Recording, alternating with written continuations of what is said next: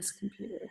Okay, hi everybody. It is November 21st. I'm super excited. Megan Nevels is leading our team call tonight. She's been a coach for a while, and throughout her coaching journey, with personal development and just self-care and everything that's involved in coaching and a personal growth journey, she discovered that she really wanted to work on some of her grief.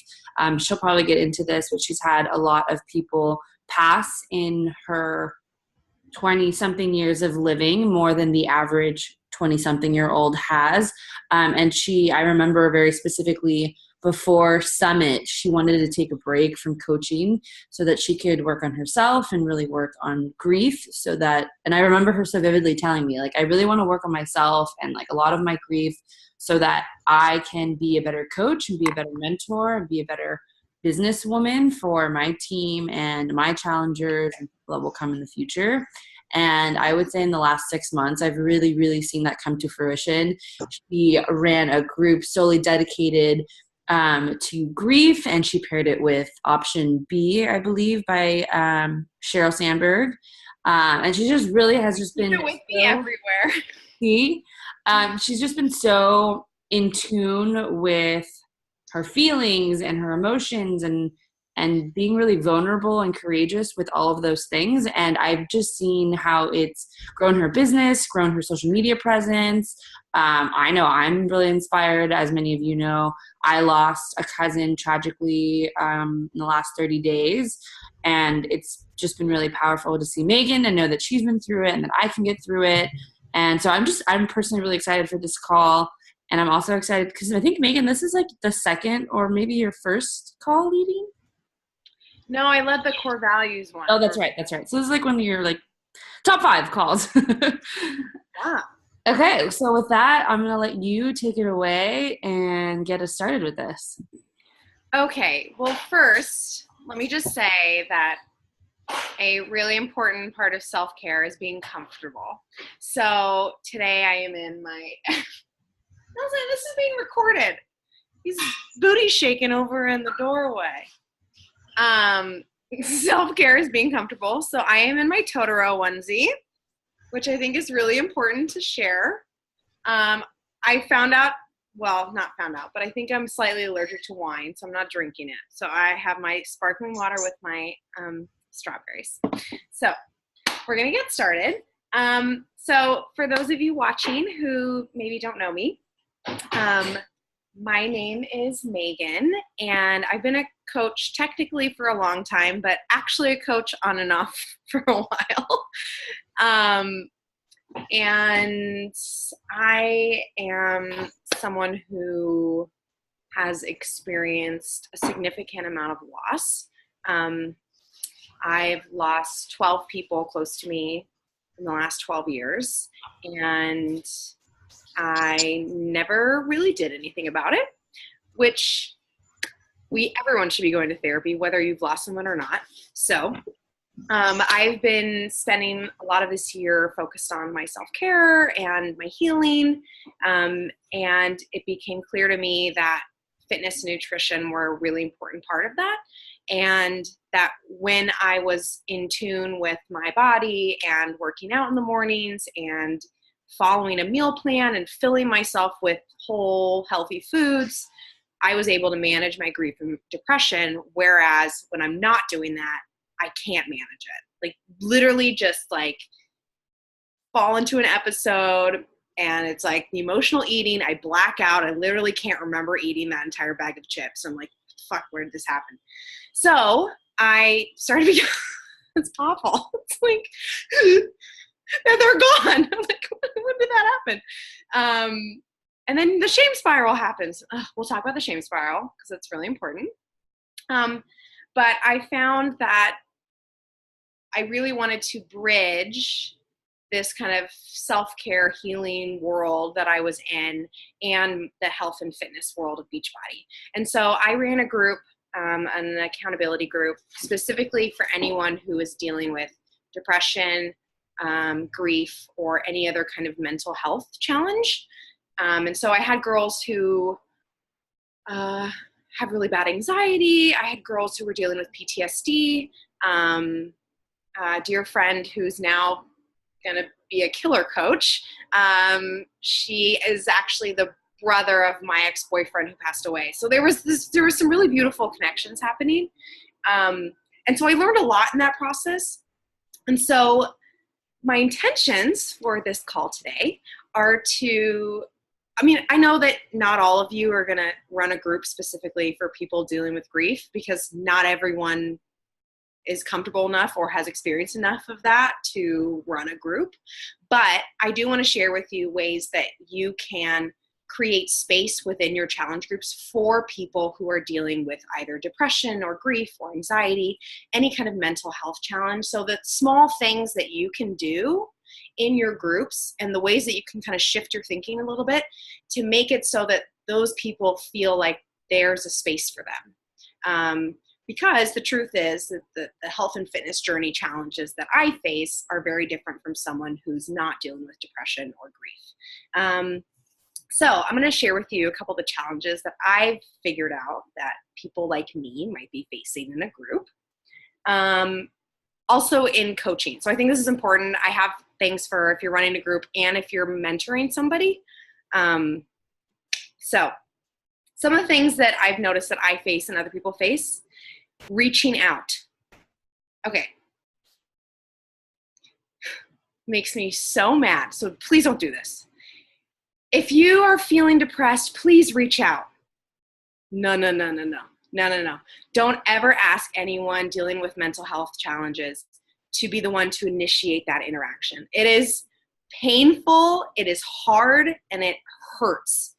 And for me, that also manifests in my coaching, that some days to send a message to someone, even just to say, hey, what's going on? I haven't seen you in a group. Like, it takes everything in me to send that message. So it's a good reminder that may seem easy to some people, but to others, that's really, it's you have to work really hard.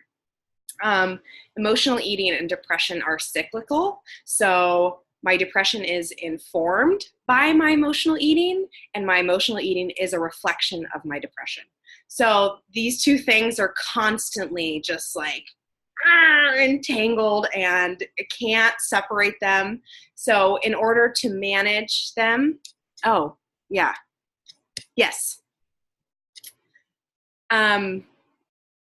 depression is informed by emotional eating. So I get more depressed the more emotional eating that I do. And the emotional eating is also a reflection of the depression. So I can track how I'm emotionally feeling based on my eating habits. That's been really key for me. And so there's ways to do that in groups, and we'll talk about that. Yes. Yeah. Which is complicated as fuck, right? You're like, how do you break them apart? You can't. You literally can't. So, okay, I can't manage one without managing the other. Okay, that's what I've learned. So having the process of establishing a nutrition routine be as simple as possible, key. I will also say that mental health issues can be really painful. I've heard this from people, and me a little bit, but like when you're having a depressive episode of any kind, your physical exhaustion is unreal. And anyone who has experienced any kind of pain in that way knows that. For me, my physical exhaustion is at its lowest level at first thing in the morning. So I have to get my workout done first thing in the morning, or else it's like, it hurts later in the day because I'm tired and my brain is tired and my emotions are tired. And the last thing is goals can be easily overwhelming. So this is a really important thing to remember for your challengers, for your coaches. The trick is to find small bite-sized goals that won't easily overwhelm. So I'm not going to say, all right, by in 3 months, I will have lost 100 pounds. I don't have 100 pounds to lose, but someone who might, that is like, whoa. It needs to be, okay, in the next 21 days, I will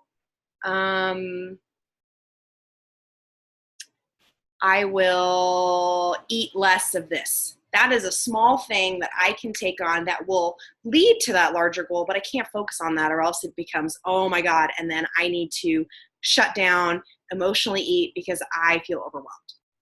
Okay, so small bite-sized chunks. So some ways that you can recognize a person who's having these challenges, like if you're talking to somebody or you see people social media, rough sleeping habits.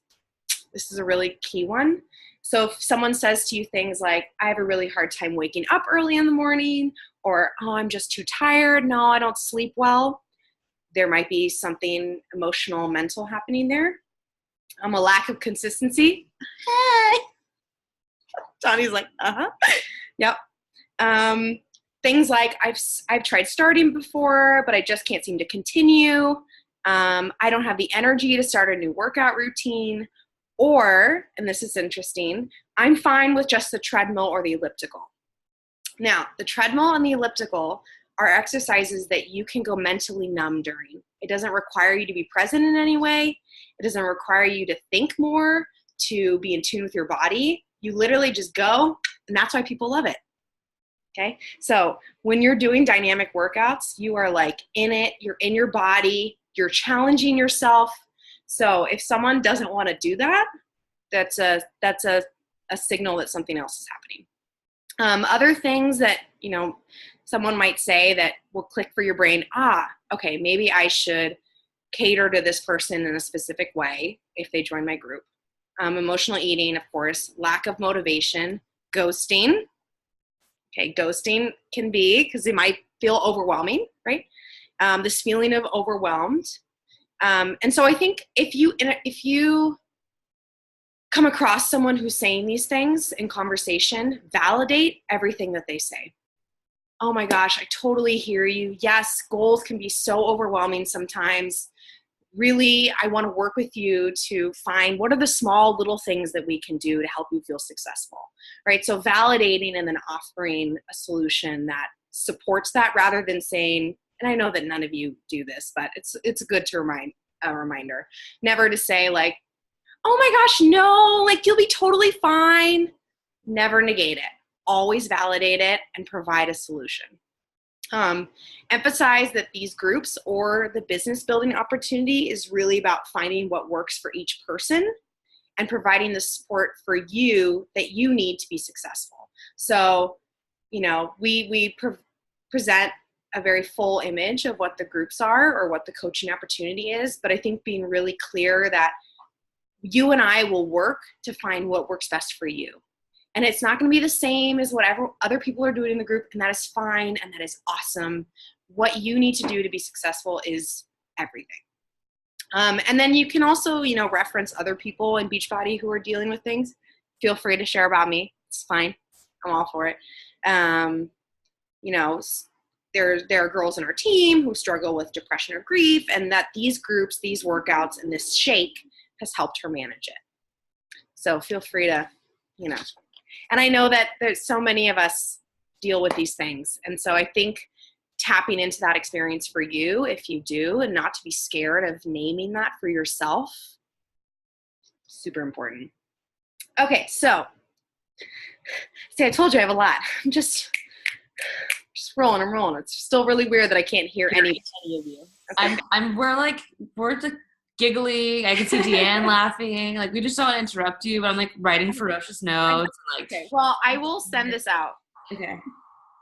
Oh, that's great. Yeah. So in your groups, if maybe that someone in your group is dealing with depression or grief or anxiety, PTSD, whatever it is, and also an injury can really hurt your mental, emotional health. So know that too. If someone's coming out from a really horrific injury or surgery, this is also good for them.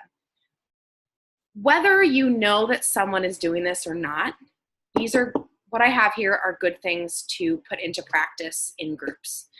It provides the option for anyone who might be feeling this to feel safe to engage in this group without having to say, hi, I'm depressed.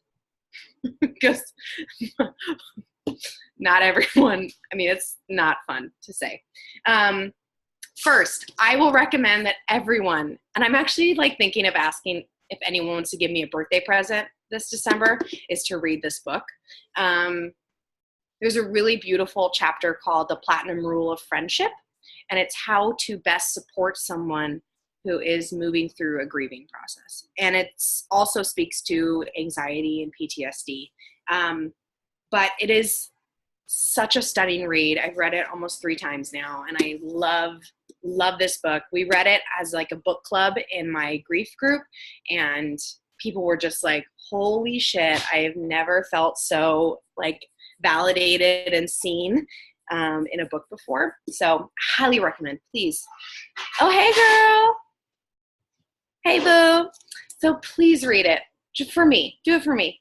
If not for anyone else, do it for me. Second, self-love is really hard. And I think we all know that. It's really hard. And it's so easy to say, oh, let's love ourselves. It's all great. If someone cannot get out of bed in the morning, self-love is not in the cards for that day. And that's okay. So just remembering that, actually I heard a really beautiful podcast episode about this recently, that we need to start by acknowledging that we aren't happy. Or start saying, I don't love my body. So what am I going to do about it? Instead of saying, oh my God, I just like love everything about me. And then you get off your social media and you're standing in front of your mirror and your mean girl comes out. So we have to acknowledge when we're not doing well in order to become well. So I think that that's a good thing to remember, that it's beautiful to preach self-care and self-love, and I do it all the time on social media, but just a reminder that that's really hard for some people. And some people are not happy or willing to admit that they're not in a good place. But any way that we can start there and then start here and then move up, rather than trying to stay here as we're like shaking and crumbling down. Some things to remember when you're running a group, just to be careful of any words or phrases that can inspire some kind of shame. And I know none of us do this intentionally, but the idea that you just need to work hard and everything will be great. I've worked fucking hard every day. It doesn't look the same as what someone else is working hard. So it's the kind of bootstraps narrative, right? Like, pick yourself up by your bootstraps and no, life is much harder for some people than others. So just thinking about when you're writing posts, just looking at it and saying, if I'm having a really hard day, how would this make me feel? And having that kind of check-in with yourself of like, how would my heart feel with this? Also, the world right now is really hard for anyone who's not a white, straight, Christian, self-identified male. So we need to all be cognizant of what's happening in the world, because some of our challengers might wake up in the morning, see a piece of news, and feel like their entire world is crumbling. So I think acknowledging that is important. My grief group started on the day of the Las Vegas shooting. And my ex-boyfriend, whose sister was in the group, he died of gun violence. So I knew just that group starting on that day I couldn't ignore it. So I made sure to acknowledge it. So just remember that there are people in the world who are immensely affected by what's happening around them, and to not let that, we are not in a vacuum. Things are happening outside. And I think allowing that to come in and permeate and just exist in the space, I think is important. I also learned from one of my challengers that creating a meal plan can be really anxiety inducing. Like, she had a panic attack creating a meal plan, which is a good thing about 80-day obsession, because that time nutrition, it tells you what to eat and when. So no more of the puzzle of, oh my God, I have to do 3 of this, and like, where do I fit it in? So for some of us, that's really easy. But one of my girls, she had such an anxiety attack. I mean, it almost put her into like rock bottom, just making that meal plan. So the things that we think are easy are not always easy for everybody. And I also think allowing people to, I know we don't let people ghost. Are you sorry? Yeah. So in that sense, like, how do you walk that fine line? Because there's a lot of resources where like I put in the meal plans that are already existing, and it tells you a sample meal plan of what to eat, and all they have to do is print it and follow it if it gives them that much anxiety. So how do you walk that fine line with, like, the resources are literally right here, and also being sensitive to the fact that they're having a hard time with it? Yeah. So I think the mistake that I made was that I didn't have full meal plans that they could grab and go. Okay. So I think providing as many resources as possible that simplify the process, key. Okay. I literally just had like a template. I see. And I was like, whatever your program is, like, create a thing. Right. For me, that's really easy because I've been doing it for so long. Right. So just being cognizant of making sure that you present them with everything and remembering what it's like on day one versus when you've been doing it a year, 2 years, 3 years, 4 years, 5 years. Absolutely. Yes. Thanks for that clarification. Because I was like, I'd be really irritated. Like, it's right there. I don't know how else to help you. Like, I would feel bad, but I'd also be frustrated with it. Yeah. So. Well, see, I would do it differently now. Okay, got it. I would do what you do. Okay. So you're doing it. You're good. So I had some girls who like ghosted for a couple days. And I was like, in a normal group, I would have been like, oh, fuck. But we just kept going, and they came back when they were ready. They came back.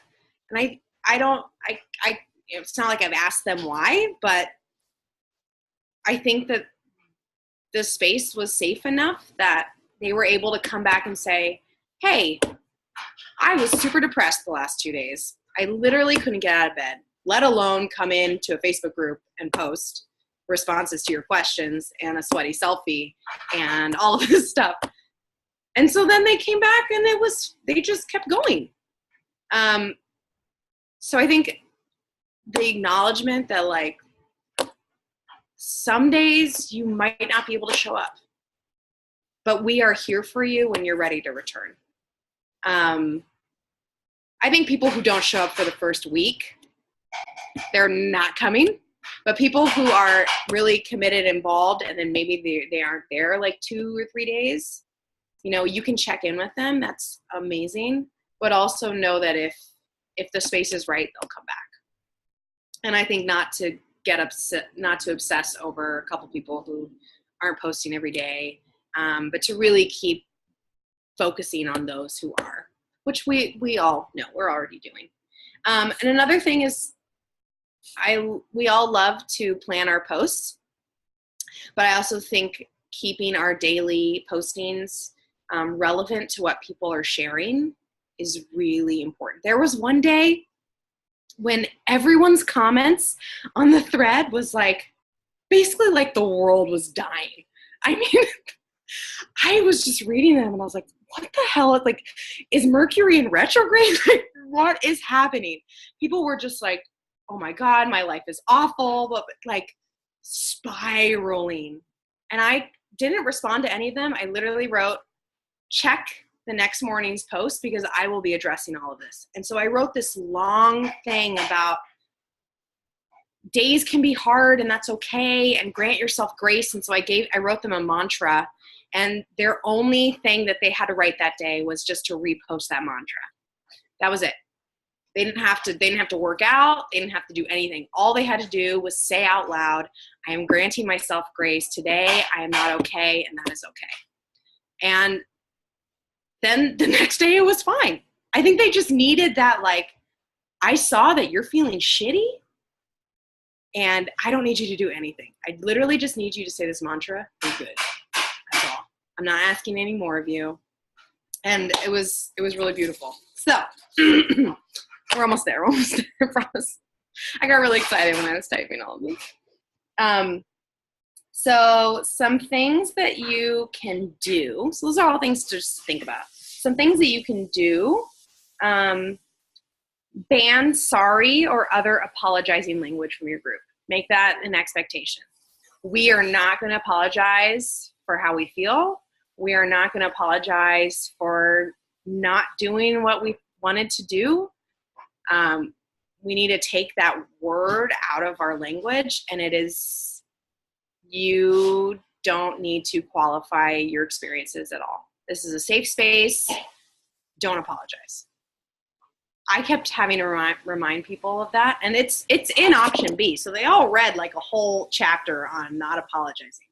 And I saw by the end, they weren't doing it. So they started doing it a lot. And then as I kept being like, hey, you don't need to apologize for having a bad day. You don't need to apologize. Who are you apologizing to me? You don't need to apologize to me. I don't have any, that's crazy. It's not like I'm over here like, I can't believe you didn't do it, you know? So I think making that expectation that like that kind of language is not helpful to our journey, and it's not going to help you heal and move forward and grow. So we're not going to use it. Hey, how you doing? Good.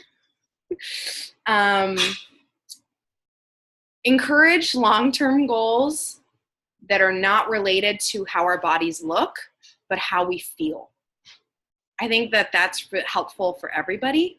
How do you want to feel in 21 days? What do you want to be able to do? What kind of words do you want to be able to say to yourself when you look in the mirror? Not, oh, I want to fit into these jeans. I want to look better in this dress. Because if we don't see that, also the way we see ourselves in mirrors is not true, right? You'll look at a picture of yourself and be like, that is not what I saw in the mirror this morning. So I think having it be more in, what is my body feeling? How am I feeling today? What do I want to feel like? We did some long-term goal planning. So it was like, what do I want to feel and be able to do in 5 years, 20 years, 50 years? And so it was just really beautiful. It took it all out of like, I want to fit into this short-term goal thing that I have that is completely arbitrary in the end, right? So that was really beautiful. Having challengers partner up is always like killer in groups. And having people know that there's one person that they can like really go to, super helpful. Prompts that ask your challengers to name their growth. So like, what are you able to do today that you weren't able to do on day one? Or what is a challenge that you faced and how did you overcome it? So we get, especially people who are dealing with mental health challenges, we get so stuck in what is wrong, what I cannot do, the ways I'm not feeling that I want to feel. But a couple of my girls were like, whoa, I never realized like how much I've grown and how much stronger I am today than I was, 2 weeks ago physically, but also how much stronger I am emotionally than I was back when this trauma happened. So that's a really beautiful way to engage people. Having people track their emotional effects of food. So I think usually when we think of like food journals, we think of like, how does this make me feel sick? How does my skin look? But thinking about if mark down if any point in the day when you are like struggling to say no to something. So like at work, I'm having a really hard time right now saying no to that cookie. I wonder why. What is happening inside of me right now that is making it really hard for me to say no to that cookie? Am I bored? Maybe. Am I feeling a little bit stressed out about this project that's happening? That might be what's happening. So understanding the connection between our emotions and our food. And so I had the girls do that for a whole week, and they were just like, whoa, I see what's happening here. Another thing is having people create visual affirmations.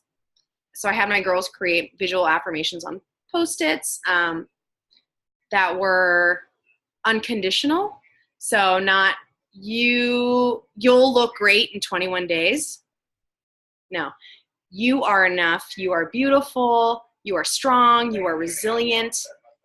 Things that are unconditional and not defined by how I behave in this world. In option B, she talks about that gratitude lists are really beautiful. But another way to practice the same kind of idea is to write down 3 things that you did well that day. And so that ended up being a really cool activity. So especially for people, can you turn that down, Ben? So especially for anyone who is struggling to get through the day, just saying, you know what? I took a shower today. I did that great. It was awesome. Or I sent a message that I was really scared to send. That feels great when you can name the actions that you took that you did well. It's another form of gratitude. Like, oh God, I'm really thankful that I was able to do that today. So that was really, it can be revolutionary actually. Especially, I encourage you to read the book. Have challengers share self-care tactics within the group. So especially in the partnering up, we did that. So they shared what their partner does to practice self-care. And then they had to try it. So then they each tried a new self-care tactic. And that was really beautiful. And then another thing that I did was each week, identify one small step that you can take towards your long-term goal. So something really small. So one thing you did something really great last week. Well, what can you do this week to build on that so that we're building to our long-term goal, but we're not focusing on that long-term goal the whole time? What is one little thing that you can do each week? What else do I have here?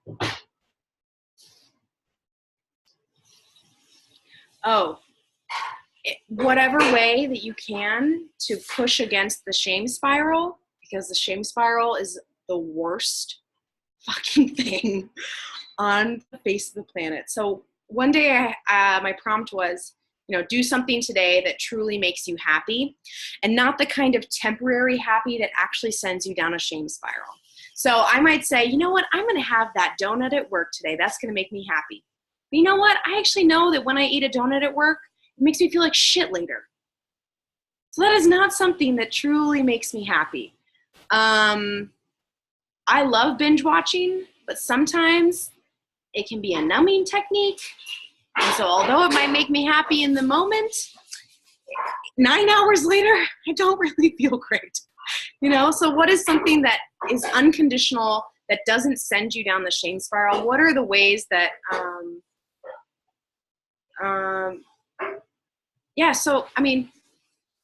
and to recognizing that in your challengers and challenging it. I have a link to a post that I did, where I had them identify what sends them down shame spirals, because it's the worst. Let's see, where is it? Can you explain a shame spiral? Yeah. So let's say that I'm at work and someone brings in a cookie, and I know I shouldn't eat it because I've built up this narrative that if I eat the cookie, I'm going to get fat and I'm going to not be happy, whatever. But normally when we place those kinds of restrictions on us with that much emotional weight, we end up doing it. So then I eat the cookie, and immediately or sometime after the cookie, I start going, oh my God, Megan, I can't believe you fucking did that. God, you're so gross. Like, well, now you feel like shit. And now, well, you already fucking ate it, so you might as well eat another one. You eat another one, and then you keep building the shame, and it's just, you keep shaming yourself, and it just keeps going and building, and it's really a snowball. It's a spiral. You're emotionally, you spiral down, but it's also a snowball. And so that's what happens. We know when people say like, oh God, I ate like crap, so then I ate like crap the whole week. It's because it wasn't like the way to break the shame spiral is to say, you know what? I ate the cookie. Fuck it. Go on with the rest of my day. Instead of doing the, oh my God, I literally just ruined all of my goals. My entire life is crumbling down. So that's the shame spiral. And it's way too common. I mean, we all do it. And it's so hard to break out of because constantly media and television and social media is telling us like, this is what a body looks like that doesn't do that. Right? So we think like, oh my God, in order to look a certain way, I have to do these things. And then because that's not working for you, then you start to feel bad about yourself. Is that a good explanation? Yep. Okay. So let me open this post here. I saved them. Okay, so here are some questions that I asked on a Friday. So I had them answer these on a Friday, the first Friday of the week. 1, how well do you normally stick to your goals on the weekends? Are the weekends full of cheat meals? What is harder for you to stick to, nutrition or fitness? 2, how do you usually feel on Sunday night? How do you want to feel on Sunday night? 3, I can send these all to you. What is one thing you can work on to feel more successful this weekend? And 4, how will you utilize the group to stay focused and end the weekend to Monday shame cycle? Right? So this whole idea of like starting over every Monday, it's because we shame spiral and feel like shit Sunday night. Right? And that usually is determined by Friday. How we start the weekend is how we end it. So identifying what those are and what your habits are and what you do and what can you do instead is key.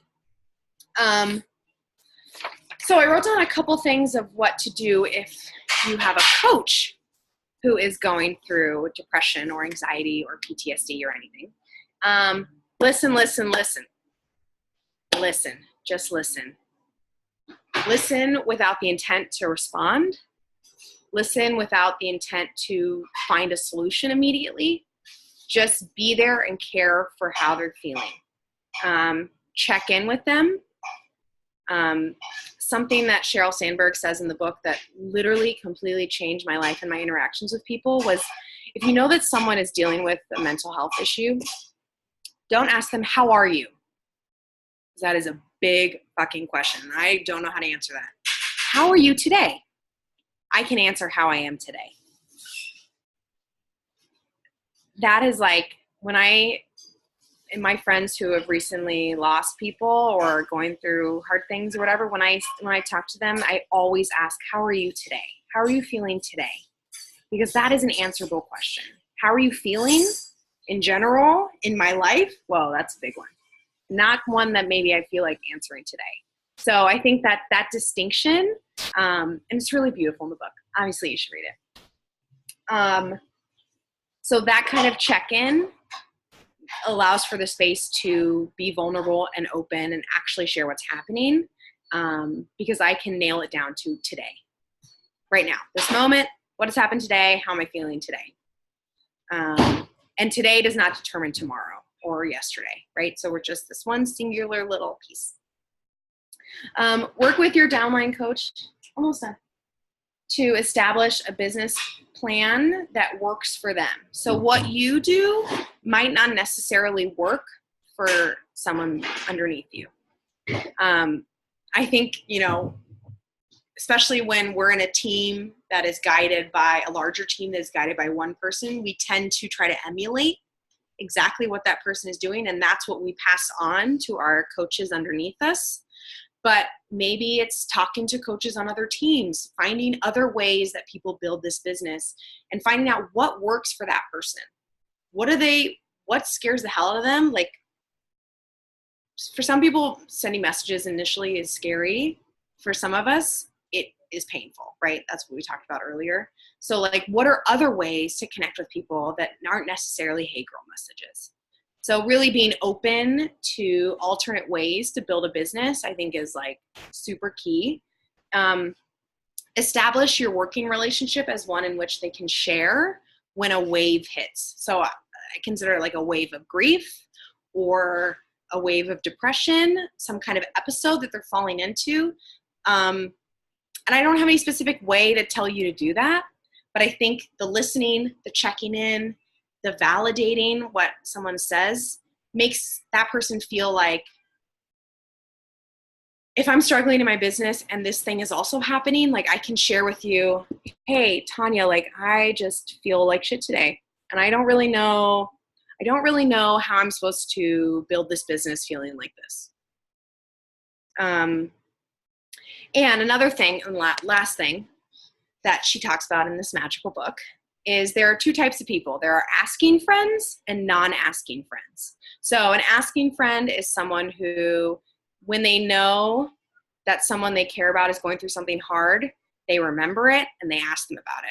Non-asking friends either feel like they don't know what to say or they don't really feel like breaching the subject, so they don't ask about it. And no one likes a non-asking friend.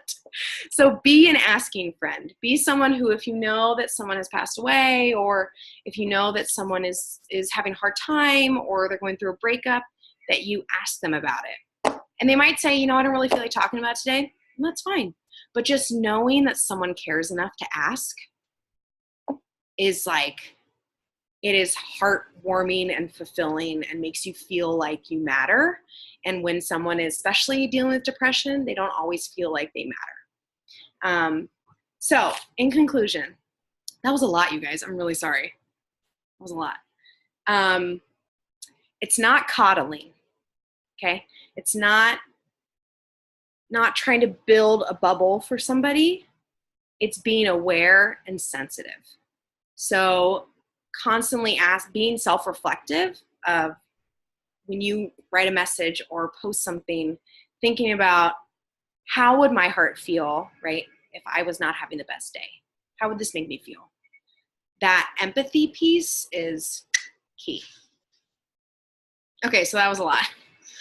No, that was so good. I learned so much, and I know that I saw Deanne taking notes, and Cassie and I are ferociously taking notes. Right now. I know you have to go because I think Nelson's cooking you dinner, but I'll open up this question because I know there's several of you on the team who have dealt with depression and anxiety and, things like that. And that's not something that I've dealt on a clinical basis. I've only dealt with depression on, just life happens type things, that I've never dealt with it in a really clinical sense. How do you distinguish somebody who has a clinical type of depression and anxiety, and how do you go about recognizing it if they haven't recognized it or acknowledged it? That's a really good question. Because I know there's a lot of people I'm like, I think you might be depressed and I think you might suffer from anxiety, but how do I tell you that? I think it's the asking questions that ask somebody to look inward. And a lot of times I think that if someone doesn't want to do that, that's a pretty clear signal that something pretty intense is happening inside. So I think making that space for, and I can send all the kinds of questions that I've asked in that group, but I think it's the making it okay for those feelings to be shared. Were you going to say something? Yeah, well, I was going to say the more that you ask those questions, the more they will start to look at themselves. And maybe, like you said, they haven't realized it yet. But when you create a space for them to be able to realize it, and they're actually like voicing it to someone else, I feel this way because of this, and it's been that way for a long time.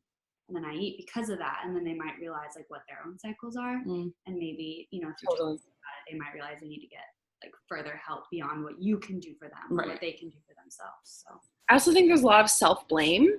So like someone might feel like they're feeling a certain way because they did something. That's so common in trauma, right? Victims of any kind of trauma or abuse, I feel like it's their fault. So I think being someone who reminds people that it's not their fault that they feel a certain way can encourage that kind of, oh, okay, there might be something else happening here. Oh, that experience that I had those years ago is maybe causing me to feel this way because I have I talked to my therapist about it. Like when I think about certain things that are really painful, my body changes. Like I start to get really hot, my ears get hot, my heart starts to race. And that is a clear signal for me that something is causing me to very viscerally feel a response to that. Interesting.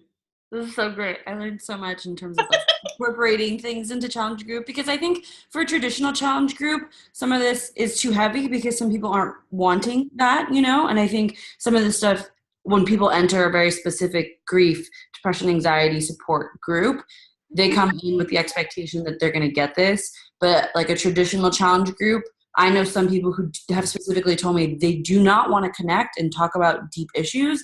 They literally just want to check in with their sweaty selfie, and they just want motivational posts, and they don't want to dig deep into the stuff because it triggers them. Mm-hmm. And so it's a very interesting line in being able to support people and to also support them until they're ready to be supported for real. Right? Totally. So, and I just think it's such a great topic to learn and talk about, and I learned a lot. Does anybody else have any questions or thoughts they want to bring up?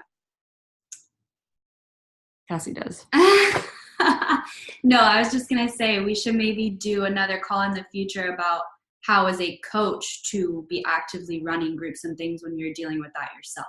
Because I know you talked about like supporting your coaches when they're dealing with that, but I know I deal with anxiety and depression. It's hard for me to always support other people. And when I don't want to wake up and get out of bed, I don't want to be freaking in the Facebook group, talking to 12 other people and asking how their day was. Right. So just maybe we should do another call about something. Yeah. Interesting. Yeah. But yeah, it was really great. Thank you. Yeah. It's really hard.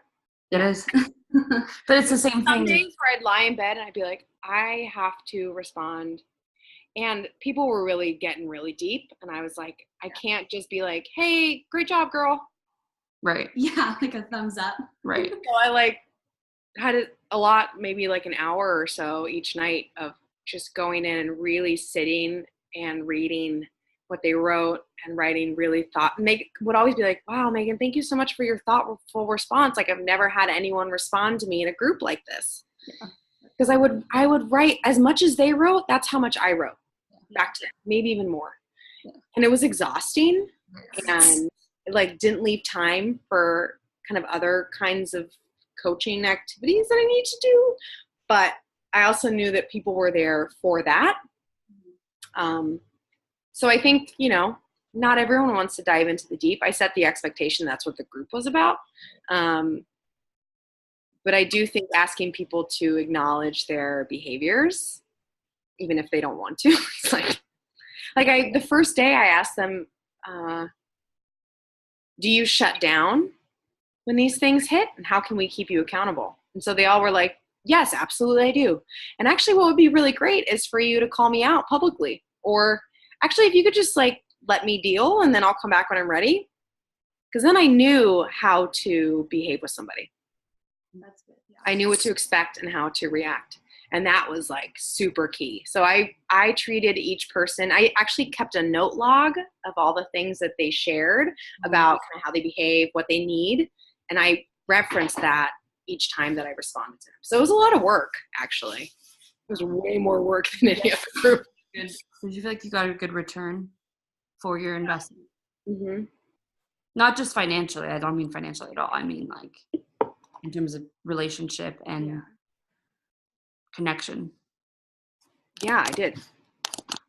It made me look at a lot of my own stuff. So. Yeah, I was gonna say it was probably really self-healing as well. Yeah. So maybe the next call we can do something like that. Yeah. Maybe in a few.